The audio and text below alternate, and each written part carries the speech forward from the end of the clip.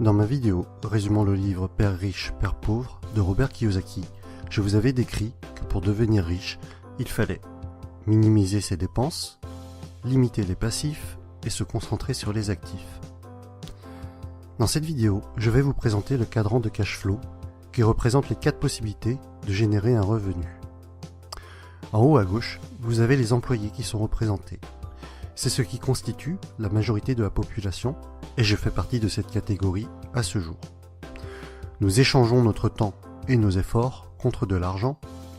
Si nous ne travaillons pas, nous ne sommes pas payés, sauf congés payés et autres RTT. Dans cette catégorie, ce qui est recherché, c'est la sécurité. Avoir un CDI, c'est ce que vise la majorité des personnes sortant de l'école. En effet, on nous a toujours appris qu'avoir de bonnes notes à l'école était important pour détenir un CDI et que c'était synonyme de sécurité. Et c'est cette notion qui prédomine surtout cette catégorie du quadrant. En bas à gauche, vous avez les travailleurs autonomes. Ils ont leur propre business. C'est ce qui représente les fonctions libérales telles que médecin, vétérinaire, avocat ou dentiste. Ces personnes attachent de l'importance à leur indépendance, préfèrent prendre les choses en main elles-mêmes. La plupart du temps, elles gagnent plus d'argent que les personnes de la catégorie E, mais comme dans la première partie, elles échangent leur temps contre de l'argent. Autrement dit, si elles ne travaillent pas, elles ne sont pas payées. En haut à droite maintenant, il s'agit de la catégorie B. Vous êtes propriétaire d'un grand business, ou alors vous avez votre propre système et pas seulement votre job. Vous mettez en place une façon de générer votre argent, même si vous n'êtes pas forcément physiquement derrière les commandes. Des personnes travaillent pour vous. Si vous vous absentez, vous gagnez quand même de l'argent par vos employés ou votre système. Les personnes de cette catégorie B ne sont pas forcément les plus intelligentes de leur business. Au contraire, elles recherchent des personnes très compétentes pour faire fonctionner le système à leur place et elles délèguent un maximum. C'est donc le leadership qui les caractérise et une bonne communication est également requise. Ces personnes-là ne travaillent pas pour leur entreprise, mais leur entreprise travaille pour elles. Les blogueurs et les youtubeurs à succès font partie également de cette catégorie.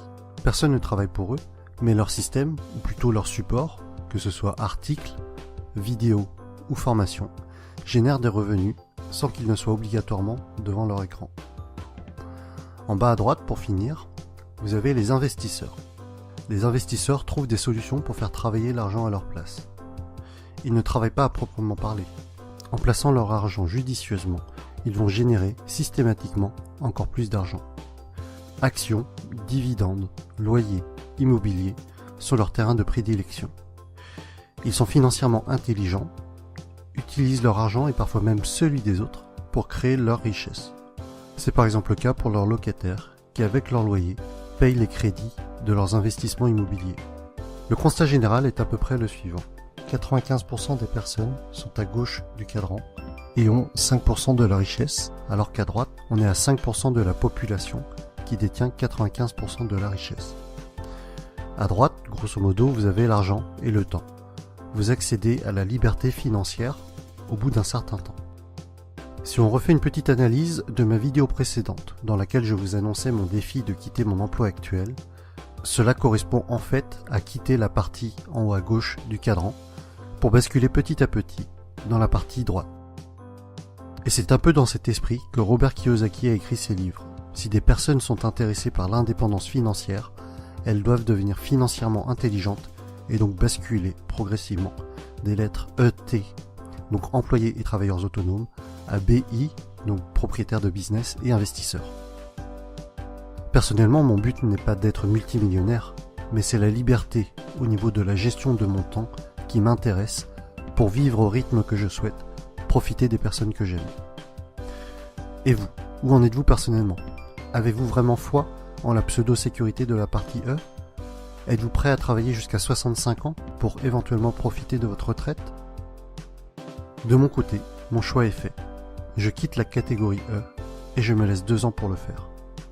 Et voilà pour la présentation du cadran de cash flow de Robert Kiyosaki. C'est vraiment un des fondamentaux qu'il nous présente dans plusieurs de ses livres, peut-être même tous. En tout cas, vous avez en dessous, dans la description, les liens des livres que je possède dans lesquels le cadran est mentionné et expliqué. Ce cadran me servira dans ma prochaine vidéo lorsque je vous parlerai de ce que Robert Kiyosaki présente comme étant l'entreprise du 21e siècle, qui pour moi sera une des approches qui me permettra d'atteindre la liberté financière, quitter la rat race et accomplir mon défi. Comme d'habitude, commentez, likez, partagez, abonnez-vous. À bientôt pour la suite des aventures.